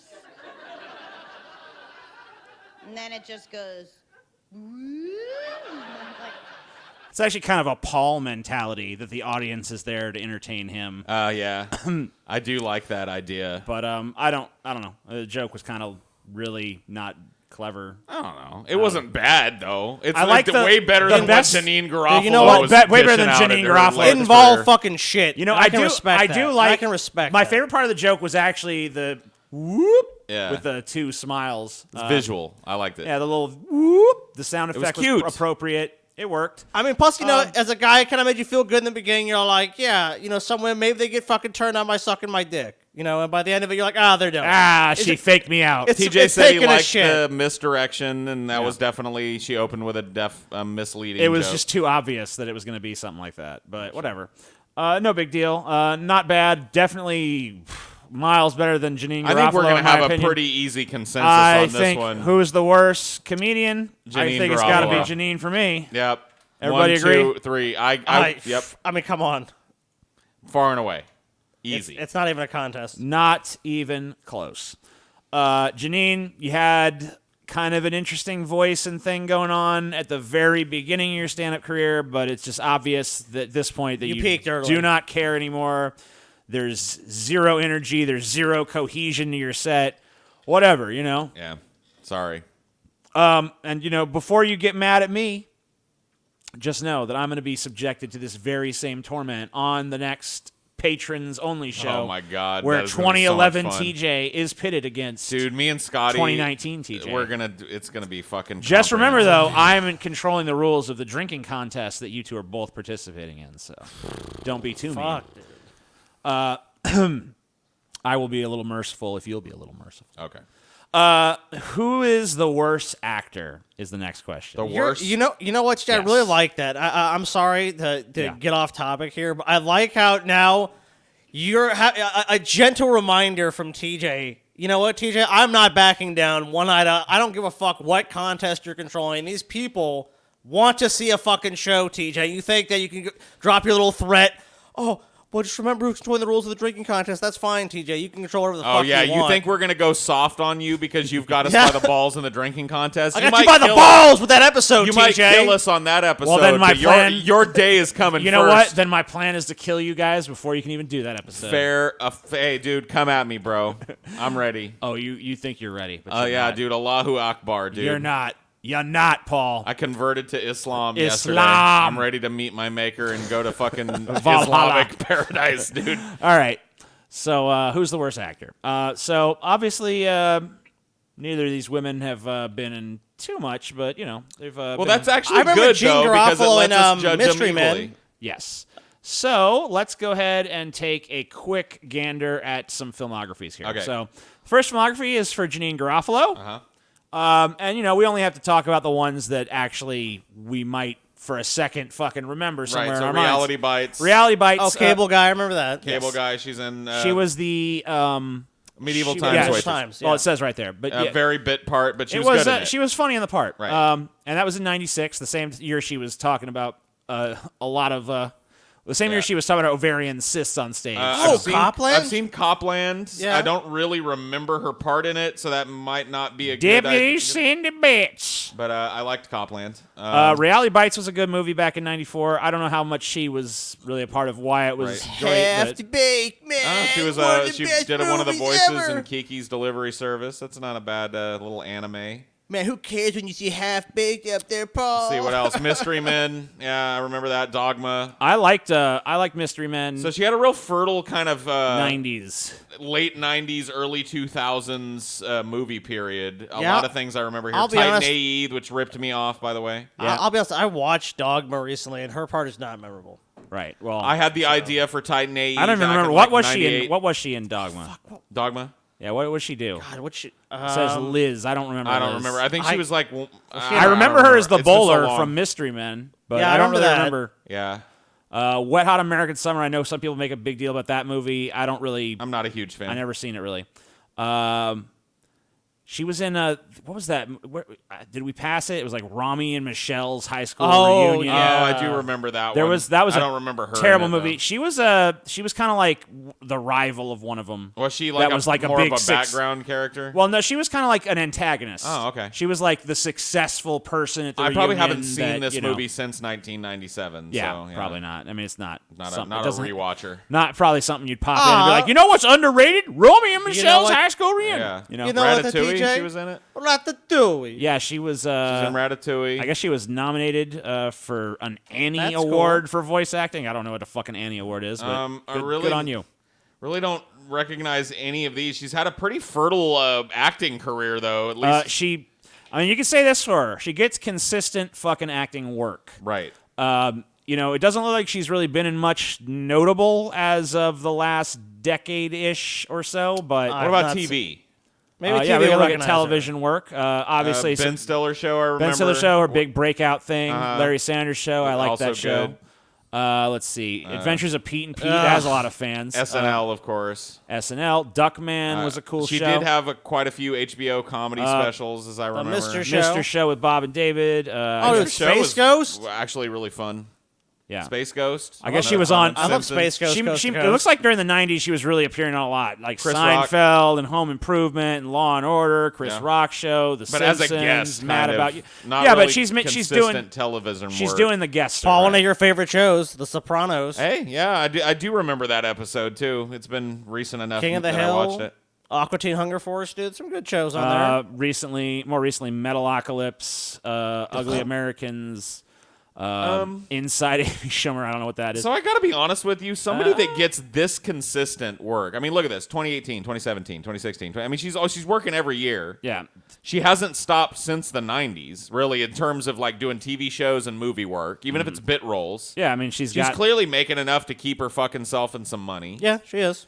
And, she's working enough to make quite a decent living for herself if she's getting... Yeah, I mean, like, a lot of actors would kill to get this Right. kind of consistency in their fucking work. It's right. hard. It looks like there's a pretty decent gap between 2009 and 2012 where she didn't work quite at all in the movie areas. But well, let's see if she was doing a lot more TV around that time. 2009, She was. 2010, 2011, Yeah, 2012. 13 episodes. Yeah, Yeah. Oh, so 13 she was episodes. she was doing a TV. She was actually Right. a main character on a An TV show. at that ideal, point. So which I she's don't worked remember. consistently since she's been, in show business. Right. So she's doing so during those years that you see a lag in her film work, it's because she's So doing I gotta be consistent honest television. with you, not a bad fucking overall career.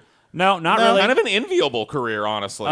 She works hard. It looks like she works consistently. Yeah, I mean, you don't really see a lot of like film classics on here, but there's some recognizable films and pretty consistent film She's and been television funny work. in a lot of stuff. A lot of the stuff I do remember her being in, especially in her early movie career, is really good. And who cares? Even if she's in B movies and shit. So let's take a look at we're gonna pull this up just because it shows the most notable films that she's been in, and Mystery Men, Ratatouille, Wet Hot American Summer, and Romy and Michelle's high school reunion. I don't know if I'd agree with that, but well, this is just what people might know her from. This is probably the most popular movie she's been in, which.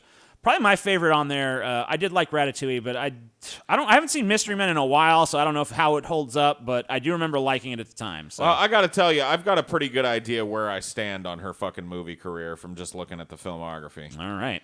I don't know about you guys, but well, let's take a quick I think gander. comparing it against what she's up against here. Let's see how Sarah Silverman's done. Now she's also been, had some pretty consistent film work here. Yeah.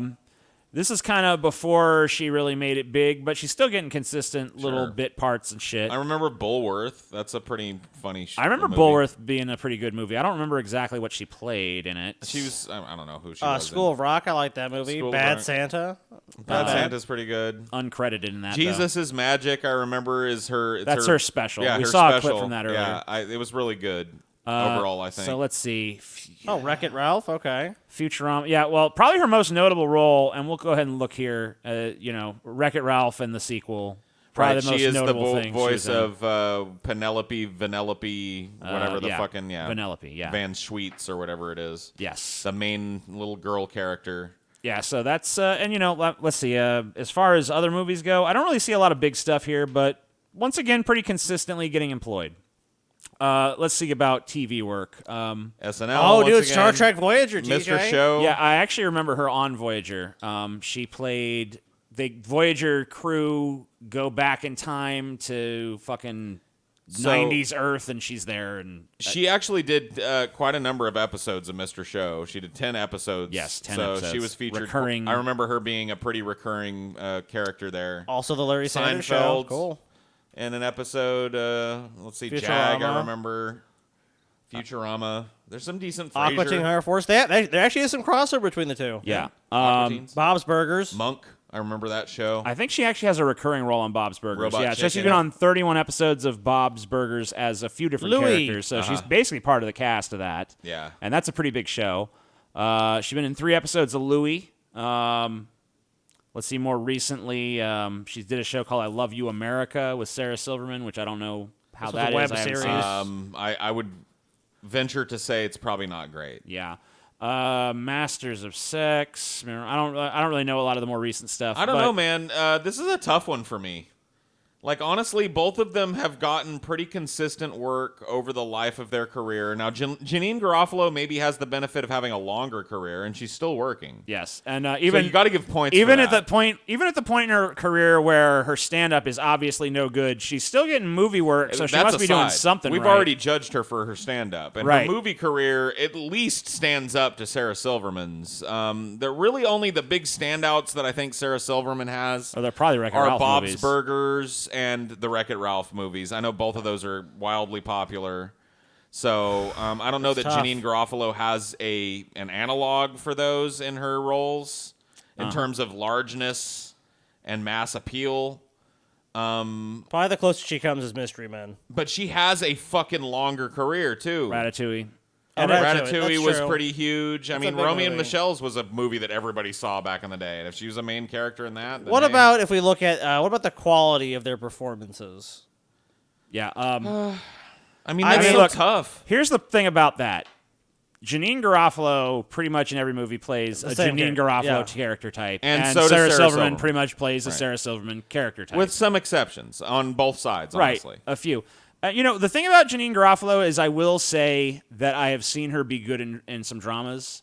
I haven't seen her in a good drama, but I've seen her be good in shitty dramas. Right, okay. Makes sense. But I don't know if I've seen the same from Sarah Silverman, but I don't know if she's even tried that. I don't know if that's even something that's been on her plate, or if she's even tried to tackle dramatic roles. Yeah. But I know Janine Garofalo has, and from what I've seen, she can do it. I don't know if she still can do it, but at least back in the 90s, she could do it. I don't know.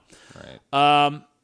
So yeah, This it's a is little bit tougher. I don't know. It kind of depends. I mean, on... I kind of have an idea which way the wind is blowing on this one personally, but it's not an easy decision. I mean, I really had to consider. I think that. Yeah, I don't know. I think I'm going with a Garofalo vote on this one, unfortunately. I just think that... Who's the worst actor? I think that Sarah Silverman has a little bit more diversity sprinkled amongst her voice acting I think her work. character is probably a little more diverse. Yeah, as I well. think her character development has a little bit more growth in it, and she's got a little bit of more of an ability to step out of the role of just playing herself. I'll tell you what, I can remember some of her performances. I'm really struggling, even though Mystery Men is a movie I've probably seen about 10 times. I cannot really, maybe a little bit. I have She to go was Jane good in Garofalo. it. Yeah, she wasn't She bad. was a very central character in it. She was good in it, so I don't want to impugn that, but I don't really think that holds up to Sarah I Silverman. mean, William H. Macy as the shoveler, and I mean, that movie was kind of Ben underrated, Stiller honestly. as the rage guy and all that shit. I don't remember it too well because it's been a while, but it's pretty. She's funny. not the character that's central most in my mind when I think about it. No, she was not the main character of the film, but she was important. Oh shit, Sticky Keys. Get out of here, DJ. Sticky Keys. I don't Fuck need you, Sticky Keys. I'm about to go with Paul. I tend to agree. It's close, but that's 2 Garofalos. That's 3 I'm gonna go Garofalos. 3. It's pretty much a sweep so far, but we've seen these turn around in the later moments. I don't really think this one's gone too, but I don't mean to ruin the suspense. But after compiling this, I was pretty sure which way it was going. Sure. But who knows? Maybe we'll fucking surprise ourselves. So I think this next category, we really know which way it's going to go. This is the dirty dog category. It really man. is. We're going It's to not objectify these women. I mean, it really wasn't fair last time anyway. But I have some things to say before we get into this category of who is the less attractive. Uh-huh. And here is an appropriate meme. Why didn't we for do my this for our speech. last two male opponents? We did. Oh, we did? No, Yes. Never mind then. Oh, shit. So I just before- defeated my own argument. So before anyone out there labels this distinction sexist, let's remember, as I just reminded Paul, that we also use this criteria on Tom Cruise and John Travolta. That is true. And So will in the we are future equal- use this against anybody who's Right. pitted We against. are equal equal opportunity opportunity oglers, objectors, yeah. Okay? And obviously, none of us here are male models on this show. No. We're a bunch of fugly fucks. I mean, speak We've for yourself. accepted that about Yes. ourselves. Speak for yourself. Scotty hasn't accepted it. So we're going to look at both these women in their prime versus how they look today. Keep in mind that Janine is 6 years older.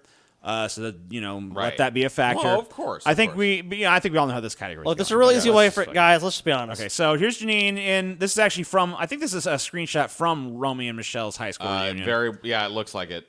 Cute. TJ, I mean, I don't know, like, what do you want to say?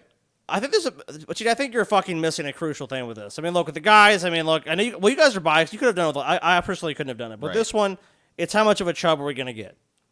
It's a I fair mean, way. If you want to Blood flow to the penis, Paul. That's how Look, they you determine have your studies. own methods. If you want to let your penis decide, let your penis decide. You know what, Paul? I think I'm going to because look, and Paul, when they do studies about this, they check blood flow to the penis. Look, Right. I'm taking a scientific method. I don't know what method you're taking. I mean, I don't know.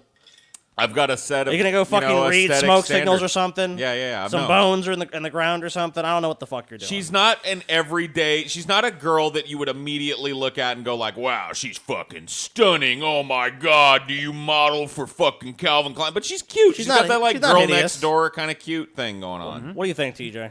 I agree with Paul. I mean, I think that she has a sort of like, she's got a look where it's like real. Can't even think for yourself, huh? That's kind of casual look, I mean, it's like Yeah. she's just kind of like, oh, she's kind of cute, It's like the girl that seems kind of attainable on a level. If that's kind of like she's on the On the- higher end right. of an Is that attainable why fucking Is girl. that why you like her, TJ? Is attainable to someone like you? Yeah.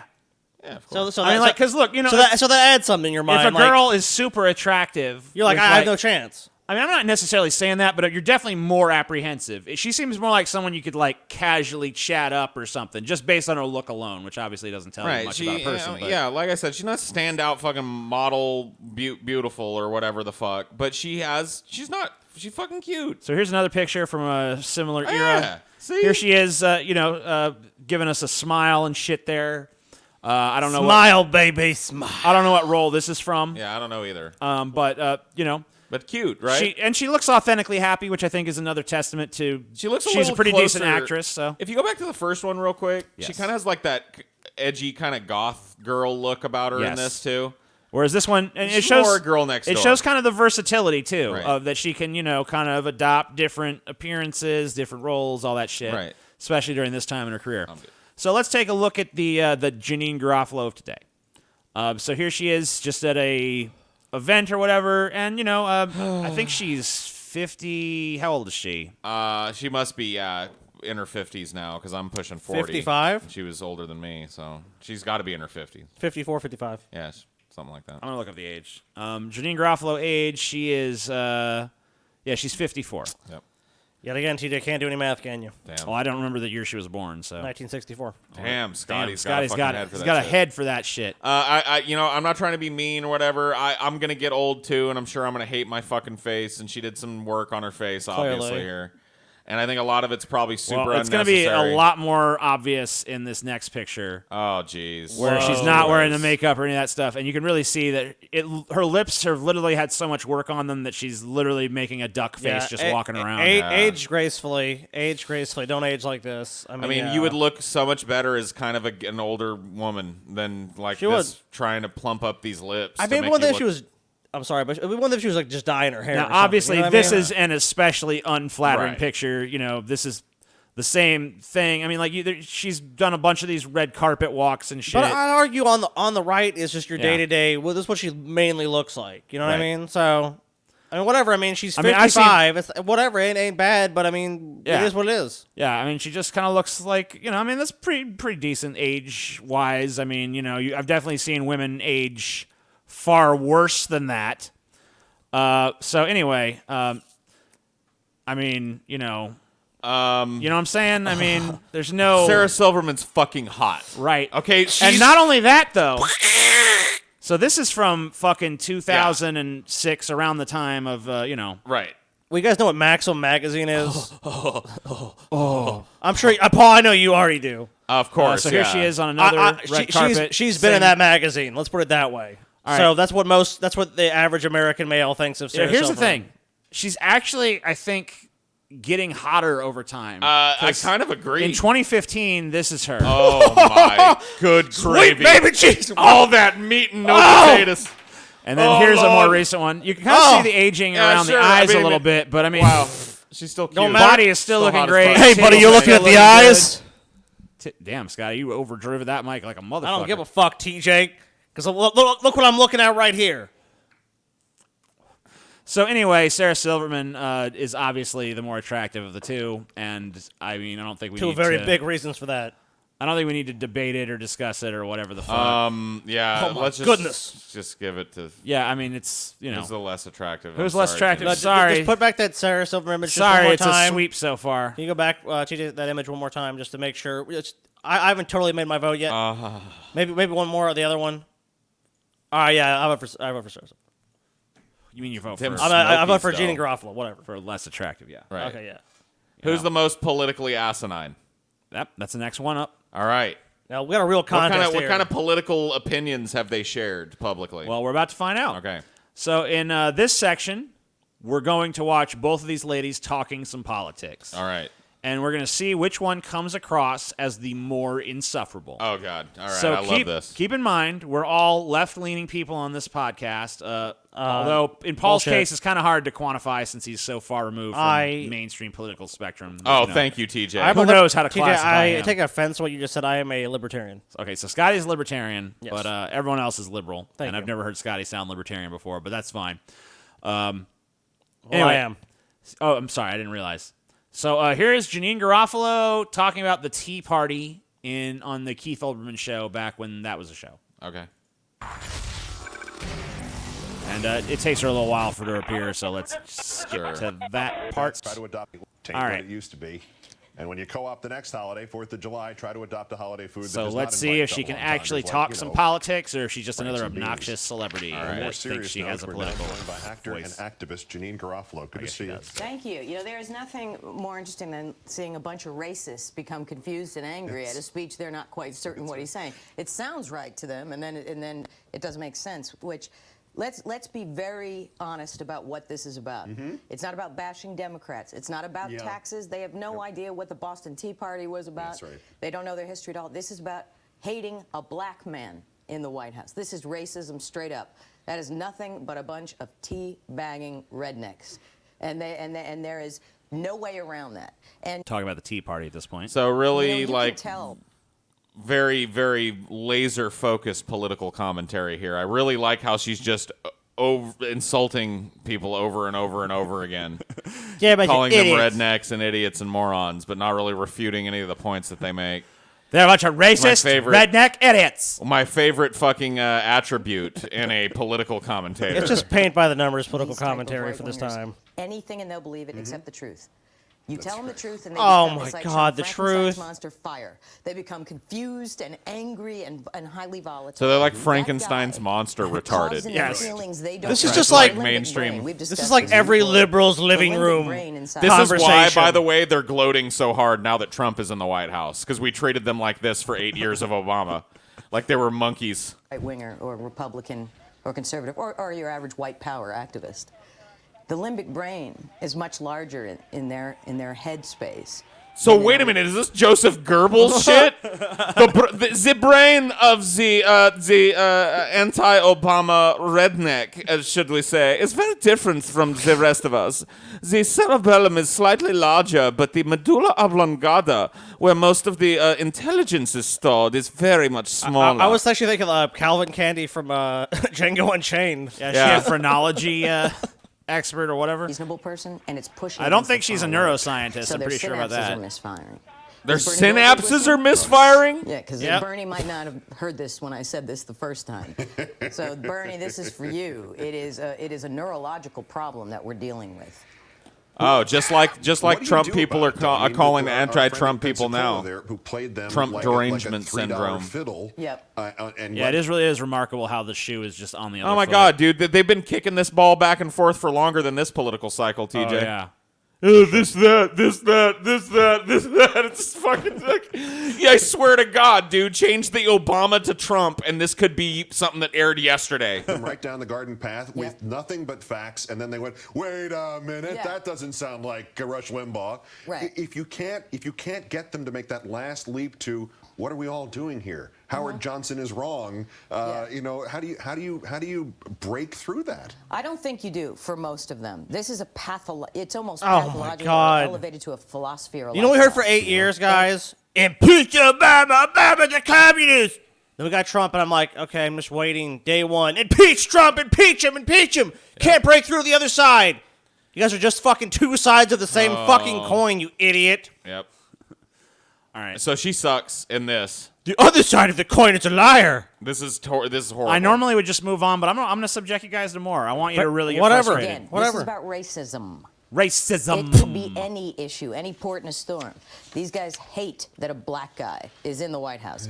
But they immigrant bash. They pretend it's taxes and tea bags. And like I said, most of them couldn't probably tell you thing one about taxation without representation. don't like him 'cause he's the Boston black, Tea okay? Party, the British imperialism, whatever. They the don't like history lesson Obama has 'cause to he's be. black, But these people. So she sounds like all white, like a for the most part, fucking unless liberal there's some arts people with professor Stockholm from this syndrome. time. Yeah. And I didn't see them. They were in the back. They weren't near the cameras, which is bad strategy on the part of the Right. people who were staging this at Fox. True. And Fox News loves to foment this anti-intellectualism. This is also another thing that happens today is this idea like the fake news is manipulating it all and they're putting all this propaganda out, you know, and meanwhile they're, you know, this is propaganda.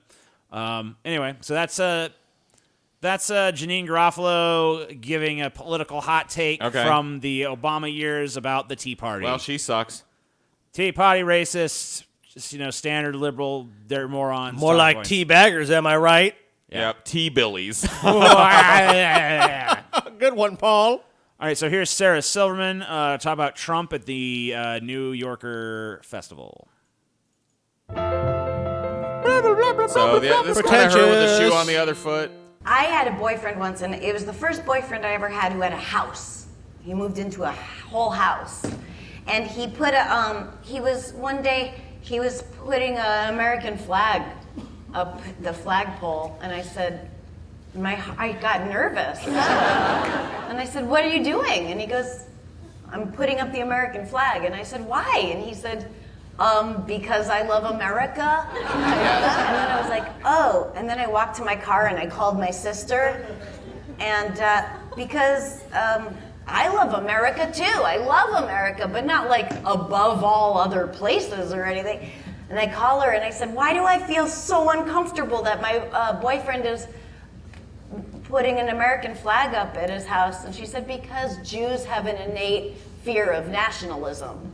And I was like, oh, that makes a lot of sense. I don't know if that's really innate, but that USA's number one, USA's number one kind of fervor is, it's so scary. It's really my favorite combination in comedy, arrogant ignorance, you know? But it is. It's just this kind of like closed, xenophobic, like, we're number one and needing us to be number one. Number one in what?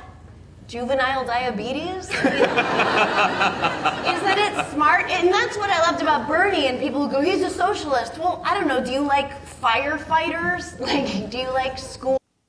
I mean, whatever. At least she worked some jokes into it, I guess. I don't know. It just sounds like the crowd was enjoying it. She seems more personable. She doesn't seem like she's quite as like, I am looking down my nose at the morons who dare to believe other than I believe, kind of thing. Boilerplate fucking liberal shit. It's not really, But yeah, you know I what? At least it's like coming from her own life to a degree. It's like, it's kind of working in, you know, some stand-up, some jokes and shit. Janine Garofalo was just like a mirthless diatribe. Yeah. Well, I mean, it's pretty These are clear so- to me already who's the writing's on the wall with this one for me already. Yeah, Janine again. I mean, I'm sorry, Janine. I know it feels like I might be railroading you here, but I'm really honestly taking a look, and you are way more fucking asinine. Dude, fuck that. She's railroading us, dude. What are you fucking talking about? So I just want to point out that at this point, it literally is official that Janene Garofalo is the worst. Right. Because there's no point, there's no recovery. Possible way for, maybe you need to even it out with one more category next time, so there's a possibility for a tiebreaker, TJ. Yeah, maybe. We've never really had one go on a run like this. Just a unanimous soldier run on, before. Paul. Soldier on. All right, well, here's the next one. Who had the worst reaction to Louis C.K.'s Me Too I already moment? know. Because they both... we know. Both of these women... This might come across like an odd category, maybe. But it's because... both of these women have worked with Louis C.K. Yep. They both were on his show. Both of them have, appeared on his show. Both of them have been, they've done. They've known him. Affiliation. They've known him for a long time in their respective careers. Right. And you would assume at least before this respected the guy. Right. So let's go ahead and take a look at. First, we'll take a look at Janine as we've been doing. I tried to find audio of this, but I couldn't. Well, I actually could, but it was altered to avoid some sort of copyright issue. Okay. So I just decided to just read the thing instead. Fair enough. But Janene Garofalo and Louis C.K., I don't believe in kicking a person when they're down. She was actually savaged in the press for this opinion, but she said, when it comes to the Me Too movement, I think it's okay to question the source. I think it should transcend gender. It's human rights, because if you don't, anyone can be accused of anything at any time. And if you're not allowed to question that, I can say right now, I've got pictures of you molesting a child. Don't question me. You know what I mean? Don't question the questioner. Then it's a Twilight Zone episode.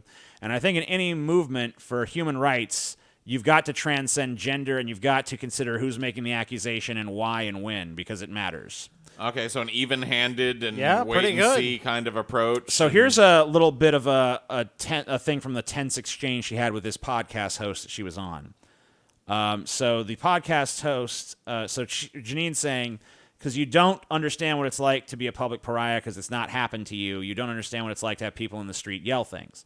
So the host says, but he chose to be a public person, and then he chose to take advantage of that. And she said, also, I don't think you know the full story, and nobody talks on stage in their stand-up more than him about everything he's ever done throughout that whole time.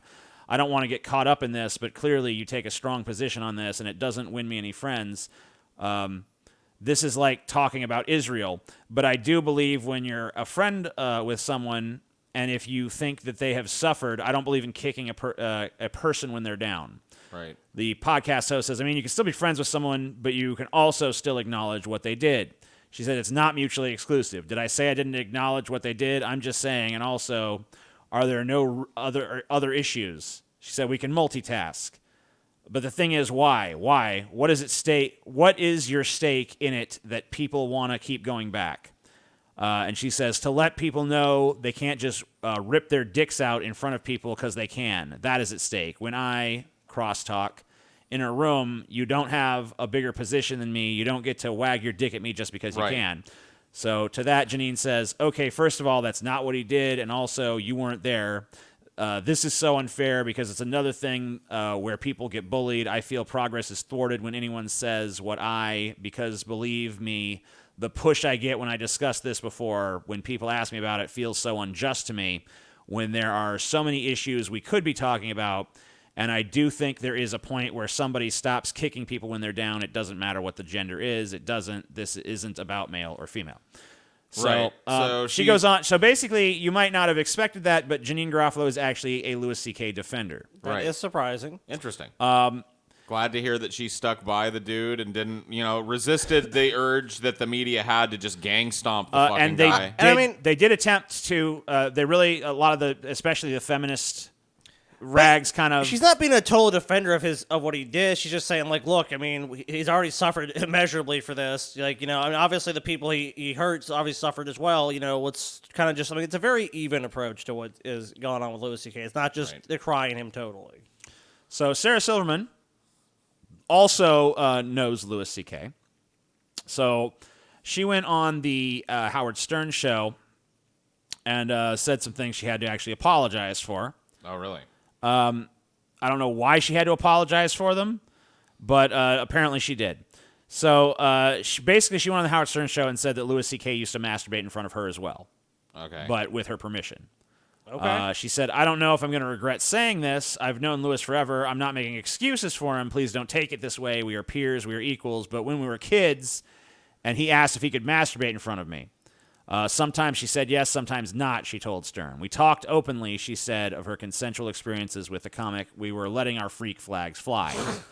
Well, it actually happened to her. Somebody got mad about this. I guess Rebecca Corey, one of the women who accused Louis C.K. And she said, to be real clear, C.K. had nothing to offer me, as I too was his equal on the set the day he decided to sexually harass me. He took away a day I worked years for and still has no remorse. He's a predator who victimized women for decades and lied about it. Silverman responded in a tweet apologizing to Corey for her comments, saying, Rebecca, I'm sorry. This is why I don't like weighing in. I can't seem to do press for my shows without being asked about it, but you're right. You were equals, and he expletive with you. Fucked with you, I guess? I don't know.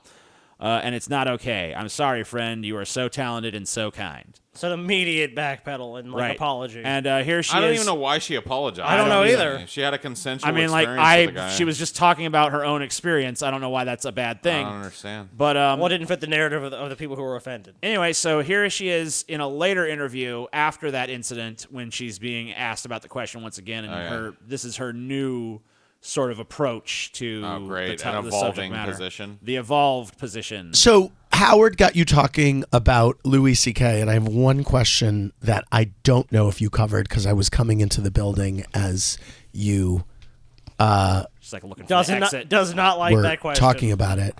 But the question is, what do you think of the outrage about him having, he's shown up at the Comedy Cellar a couple times and done some bits. What do you think about there's outrage about everything these days. I mean, you get it. I am not in the business of telling people how to feel. All we're made up of is feelings, and people are really triggered by fucked up shit, and so he's my brother and I love him, and I can understand. I can try to understand him, and I can but I really. This is one thing I said on Howard. It's like, I think I'm too close to really see the big picture. So I feel like I'm not the one to really shed any light on this. There's a reason why, like, if a cop's, family member gets murdered, that they're taken off the case. Right. It seems like they'd be the perfect person on the case. Right. But they're not. Why is that such a happy right? Keeping the energy up on my Sirius XM show. Right. So I feel like I should be taken off the case. Right. That makes I'd like to be taken off the case. That's really good. So basically, I got a bunch of fucking heat. I didn't want to touch this fucking question, but I have to say something. I personally like Janine Garofalo's answer better. Yeah, I gotta agree. I agree. So Janine actually scalped a point. And it stayed consistent with her position. Not got a little bit of she didn't let social someone else media browbeat backlash. her into thinking differently about it. Sorry. She was unapologetic. That's what I like about it. She defended her position. She I don't stood know. her ground. I don't know that her position is correct or whatever the fuck, but I She at think least stood her ground. Yeah, that's what I like. I like that she had her position and she didn't let someone else browbeat her into fucking changing it or modifying it or cowarding out of Someone it. with 10,000 Twitter followers said I'm an idiot. That never works out, by the way, dude. I'm in the midst of one of those little minor insurrections at the subreddit right now, dude. Oh yeah, what? Yeah, they're all mad over that pastor thing where I told that because I didn't forgive that gay pastor, or anti-gay pastor, or whatever the fuck. Mm-hmm. So they're mad about that, and then there's just like a general thread I think about how politically asinine I am. You know what I mean? Cool. But you know what? You're not gonna hear from me like, "Oh, you're totally sorry, guys. You're fucking right, dude. Please." No, you guys do that once. You got to do it for fucking ever. You guys don't know. So. All right, so who's the bigger bitch? How do we even gauge this? Well, I'm going to tell you. For this contest, I simply typed their name and is a bitch into Google. I didn't find much. So I went to DuckDuckGo to see if maybe Google was suppressing the juicy results, but I still didn't find much. Oh, wow. So here you go. So the most I saw people calling Janine Garofalo a bitch is over this exchange that she had on the Bill Maher show. Okay. So she said some stuff on there that I think is kind of bitchy. Well, Is it I'll let bitchy? you judge for yourself. All right. So she says, well, you know what that is? It's because Democrats as people are fundamentally more decent. That's what makes the Democrat. She goes on, and then someone else is like, oh, please, and she's fucking defends herself, blah, blah, blah, blah, blah. I'll read the highlighted parts here. They have become a party of small-minded, very petty, mean, unrestrained id. The unrestrained id. Talk about Republicans. So later in there, she says, what do they stand for? Torture as policy. They stand for homophobia. They stand for no reproductive justice. They stand for denying global warming. So Fun says, so what should we do? Jail them? And she said, that'd be great. Right. I mean, obviously, the tone of that we can't really tell is probably I actually gonna laugh. remember watching this at the time, and she was pissed when she said that. When she said that final line of "it would be great if they were all jailed," it was. You felt I don't the think fire. I don't think it was sincere, but I think it was a place that came from genuine anger and not trying to amuse people. I see. And this line that she said here, this Democrats are fundamentally more decent, was said in a really like the snarkiest liberal tone you could probably imagine. Right. I remember those moments. I remember watching that at the time. I think this was in it was in 2008. And I remember watching it and just being like, whoa. But that's about the most I could find of people really fucking piling on and calling her a bitch. The other thing that we called her a bitch over is that clip we already saw of her on Keith Olbermann, where she was, saying that all Tea Parties are racists and this and that and the other thing. So basically, all of the idea that she's a bitch is all around politics. I wasn't able to find stories of her being, rude to fans or any of that shit. That's so common. Though. If you have any political opinion, you have any fame, you're gonna get pushed back. The other side is always going to call you a piece of shit. Of course. If you're politically on the left, right wingers are going to think you're a piece of shit. If you're politically on the right, left wingers think you're a piece of shit. Right. It's just how it goes. So I did find a story about an encounter with JANEANE GAROFALO, but it's not really. It's kind of a neutral encounter. Okay. But I thought it was kind of mildly amusing. So it was back in the 90s. I don't know whose story this is, just some random schmo. I was in Manhattan with a few friends trying to find CBGBs. We had decided at one point we were very lost, so we looked around for anyone that could help point us in the right direction. Across the street were two guys and a girl waiting to cross, so we ran over to ask them for directions. When we were about 10 feet away from her, we all started to slow down and stop in our tracks, realizing who it was. This was around the time Mystery Men dropped. One of my friends had no idea and kept running up to her and started screaming, "Help, we need to find CBGBs. Do you know where it is?" She looked like she was in a good mood when we were running up to her, and she was blushing because she thought we were huge fans. When my friend started asking her for directions, she rolled her eyes and in the most deadpan delivery gave him full walking instructions. He thanked her and walked back to us. She ended up cracking up with her bodyguards. So... yeah, I don't know if that's necessarily bitchy. She still gave the guy fucking directions. Right. I didn't she say it actually was. Gave him directions. I was just giving it as an example of a, this is not just, I don't just present examples of there being a bitch. I present examples to the contrary as well. Right. That sounds kind of funny. It was a funny little story that involved her, and I thought it was kind of cute. Kind of a nice Reader's Digest An anecdote, kind of TJ? story. An anecdote with a point. A little bit of a point. So as for Sarah, that's not Sarah. So as for Sarah, this is about the only thing I could find. Okay. Sarah. So Paris Hilton thinks she's a bitch. Okay. Yeah. Oh, wow. That's not really good evidence. Apparently, Paris Hilton wasn't too happy. Yeah, she wasn't too happy because she joked about her, and then Paris said she's a fucking bitch. I hate her. That's it. I think Paris Hilton is probably a way bigger bitch. Yeah, if that's the best you've got is that Paris Hilton thinks she's a bitch. As far as encounters with her, the only person I could find that was telling a Sarah Silverman story was a dude who said that he smoked weed with Sarah Silverman and Doug Benson, and they were cool. Cool. Whatever. So who's the bigger bitch? I don't really think either of them are bitches, honestly. I think we can leave this one a wash, maybe. No points. No points awarded. You just want to tie it? We call this one a truce. Yeah. We do not a bitch, not a bitch. Yeah. There's not a plethora of information out there about it. People getting hot about their politics. I mean, who doesn't? I mean, whatever. Dude, and we live in such a time with social media and the ability to tell stories about people who've met famous actors. So, like, if there's not a bunch of shit about you, you're probably just a normal, decent person. Right. Like, look up the shit about Cameron Diaz sometime. Yeah, exactly. Yes. Case in point. So, where are they now? We've already kind of got a glimpse of them in more recent times. But yeah, what are they looking like? I mean, their films, it seems like they're still working. Consistent. So let's see. So as far as stand-up goes, Janine Garofalo has a few events listed here. A couple. Damn, $50? Just a couple of events. Right. So basically, she's doing Janine Garofalo at WBUR City Space in Brookline, Massachusetts. Look at that. Only 2 tickets left at lowest price. There's no tickets left for that, and that is a venue with a capacity of 275 people. Okay. So then That's not bad. She's doing the Terrace Theater at the Kennedy Center, which that particular room at that theater has a capacity of 475, and it looks like there's only about, well, one says there's 2 tickets left, one says there's at the 4. lowest price. I see. So at $50, there's 2 tickets all left. The cheapy seats are almost sold out. But, it seems like she's not obviously doing an extensive comedy tour there. It looks like she will sell it out. I mean, even the more expensive seats, there's only 4 left. Yes. So as far as I can tell, over here at least at StubHub, it looks like she's selling all right. She's not playing huge venues, but she's not playing shitty little fucking tiny ones either.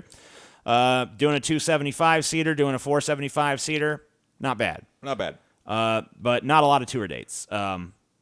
So let's take a look at what she's working on film-wise. Her upcoming movie that's probably is looks she's like headlining it, I guess, huh? Yeah, and it looks like she's gonna be the star of this movie. And the premise, it's obviously a very feministy, independent movie, but a journalist takes justice in her own hands when her internet stalker walks free from the law. So basically, it's called Asking for It. Yeah, okay. A feminist revenge fantasy. Hey, if it's well made and gory and cool, I don't care about the preachiness. Yep. So I'll watch it. So it sounds at least like an interesting concept. Sure. And she's starring in it, so that's good for her, even though it's not obviously a huge Hollywood film. I don't really recognize any of the other names on the cast. Is there any trailers or anything for it, TJ? The director. Not as of yet. Okay, well.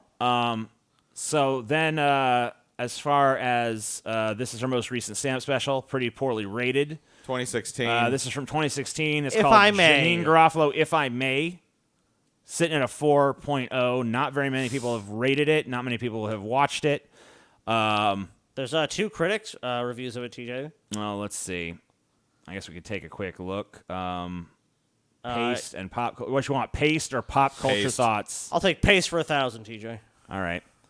Janine's Garofalo's new stand-up special is full of tangents. Shocking. She gets it a 7, so she's generous to it.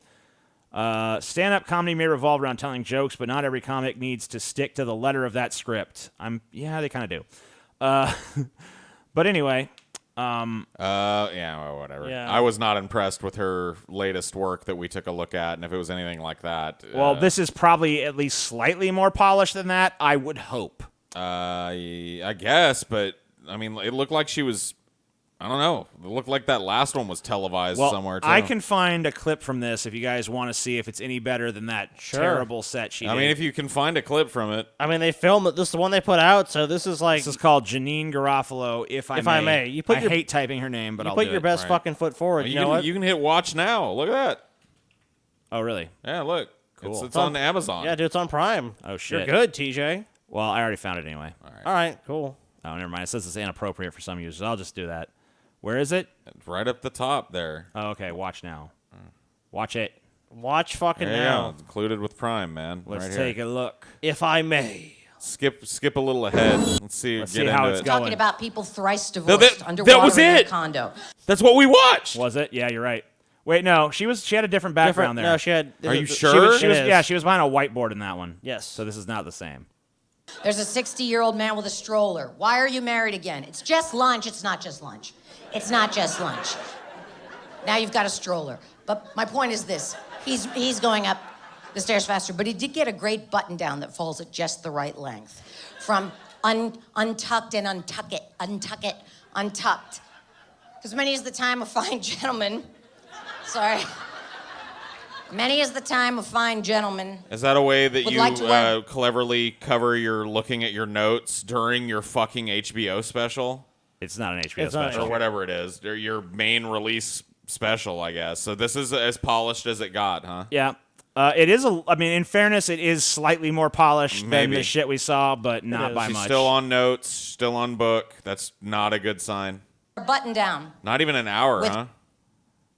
It's about like 30 minutes. It's a little no, bit. it's about an hour. Oh, okay. A little bit Not that you'd want it to be. worse for the wear. John Hamm is from St. Louis, but he's not there now. So I can't think of a reason to go to St. Louis. Don't meet me. Don't meet anybody in St. Louis.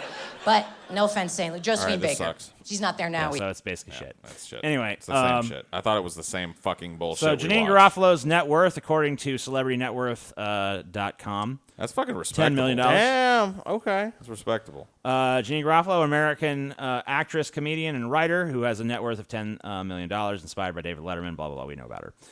Oh, there you go. Yeah, she's short as shit too. She's 5'1". 5'1". She's 5'1". That's almost a midget. Almost. I'm a sorry, midget. a little person. Almost a little person, Paul. Fuck. Little. Did I learn nothing? I guess not. Neither did I, though. I'll so it's flog okay. myself. Dude, everyone says fucking midget. I'm sorry. Yeah, you can't help it. Okay, so Sarah Silverman, what she's up to? So she only has one stand-up gig planned for the future. That's at least scheduled, and she's not even headlining. It's opening for Bill Maher at his 9th annual New Year's comedy extravaganza in Honolulu. I mean, that's a pretty big ass venue, Damn, though. It look at is. that, yeah. How many people It is that? It is a large venue. It's 2,158 people. All right, that's a fairly And large you can see, there's, obviously this is a long way away. Not all tickets have been sold. I'm pretty sure it probably will at least come close to selling out. But this is primarily a Bill Maher thing. one. But opening for Bill Maher. But, Bill Maher is a pretty big act, so opening for him is not too shabby. And she's not the bottom of the bill. There's actually a few more other comedians, but she's, I think she's second fiddle to Bill, so that's not too bad, I guess. That's actually pretty fucking decent. He's been around the fucking comedy scene way longer than she has, so, you know. Paying her dues and all that. But the fact that she's doing nothing but this. Yeah, and this is, this is a long ways away, and nothing else on the roster between now and then in terms of doing stand-up. Got it. Now, as I mentioned today, I guess I can kind of briefly get into it. I don't have to improvise, but she did get into a little bit of trouble today, actually, or just 8 hours ago. Sarah Silverman dropped from a movie As she after should be. the blackface thing she did for some old show she had was discovered or rediscovered or whatever the fuck. So my question is, like, when are these movie studios and TV production companies, all, when are they just going to look at everyone, like, just take their social media feed and just look at everything they've ever done? Well, I've had a pretty negative view of her because I think she's taken a very kind of like easy tact with the Trump shit and the social justice shit. Oh, shit, dude. Jimmy Kimmel. Cancel him, dude. The fact that she got in trouble for wearing blackface at least tells me at one point she had some edge to her.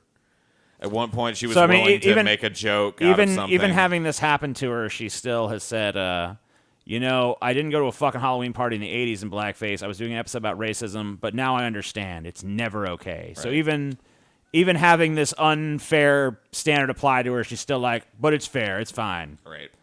And, she's grouped in with all this bullshit here going on. So, whatever. So Silverman has apologized, blah, blah, blah, blah.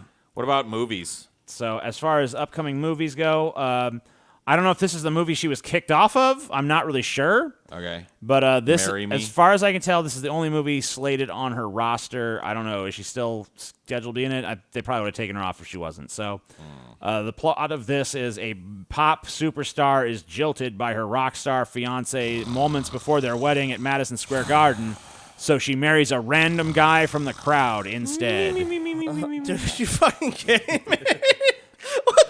Starring Jennifer Lopez and Owen Wilson and they have Sarah Silverman. Did they have one of those, like, fucking bots write the script of this thing? So, like, a pop superstar is jilted. You know those, like, movie generator things? Is that how they fucking came up with the fucking plot to this Random shit? movie generator. Like Marry Me. A pop star is jilted by her rock star She fiance. wasn't even the star of this one. She's a playing bit third player. fiddle to J-Lo and Owen Wilson. Yep. So that's where she's So at. that's not good. She's And probably this is the- J-Lo's assistant. And or this is something the only in it. movie on her production schedule or whatever the fuck. That's not all that impressive. And there hasn't even been news about this movie for quite a while. So, So who it knows might if be the one she was booted off. Who of. knows if it's even still fucking happening? Oh, it says pre-production, TJ, so that doesn't mean shit. It If has we don't know in Hollywood that means and nothing. this hasn't It's been this not entry even hasn't been solid. updated since the 22nd of April, 2019. So who knows if this movie will even happen? But other than that, she doesn't have any movies planned. What about She's TV? not doing stand-up. We could check on that. Doesn't she currently have a show, or didn't? She was doing that big. She was doing that one show I was telling you about. Whatever it was. So here she's got a Twitter. She's twittering. Twittering. Yeah. 12.6 million followers. I do follow her on Twitter, by the way. Blah, but blah, only to really kind of hate follow her because she's always. How do we stop this? Corruption on every level. Trump prefers sex players who don't get caught. Epstein suicide cover up.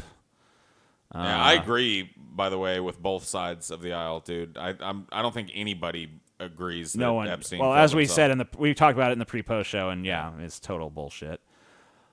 I don't know. I mean, she's obviously trying to do like the pin it on Trump kind of thing. I don't know I think that's a bit premature, but so this is huge. Do you know how hard it is for a Jew to be in a bookstore and not peruse? Okay.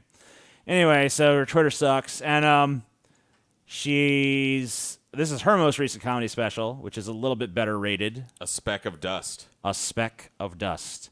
Yeah, we ain't playing this shit 'cause it's Netflix, though. Fuck Yep. that, dude. So anyway, she's done that, and it says it's it looks like it got at least better ratings than the last one, and a lot more people rating it, so obviously a few more people watched it. How do you guys feel about splitting the middle on this one? Because I really don't think either one of them is sitting in the catbird seat. And Sarah Silverman worth $12 million. Yeah, So I mean, they're look, not even close. far apart in And terms of money. And you understand too that these are just big fucking guesses. So the Right. fact that they're that close Educated means that guess. they likely have about the same amount of cash.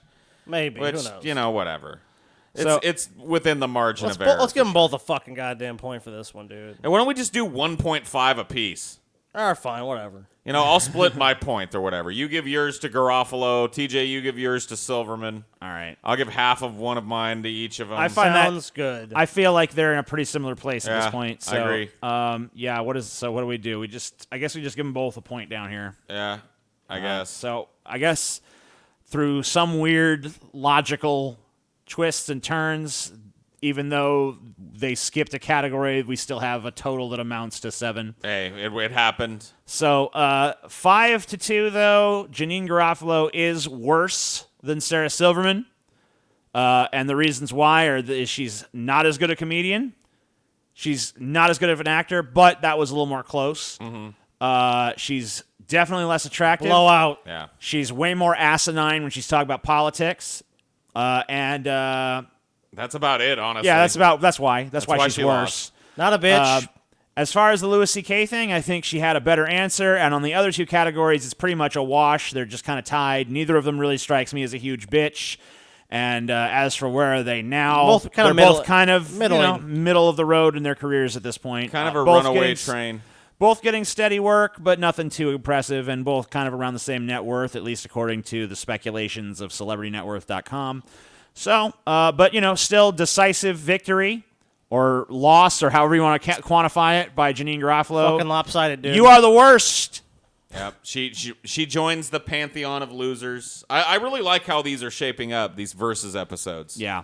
Yeah, they flow a lot better now. Oh, dude, Paul, you know what? We fucking need our pantheon of losers. Maybe that's how we do a loser tournament someday. Oh, that would be great. We dip into the pantheon of losers and we pull out the fucking rottenest, stinkiest, disgusting, most But that failure would mean riffraff- we have to watch Janine Motherfuckers. Garofalo's comedy again. So what, Paul? Sometimes you gotta fucking dig down deep into the bowels of shit Ugh.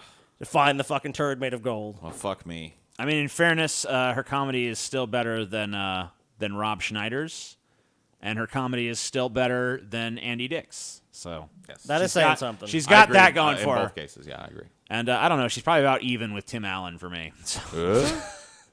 So anyway, that's our show, and hope you guys enjoyed. If you didn't, sorry.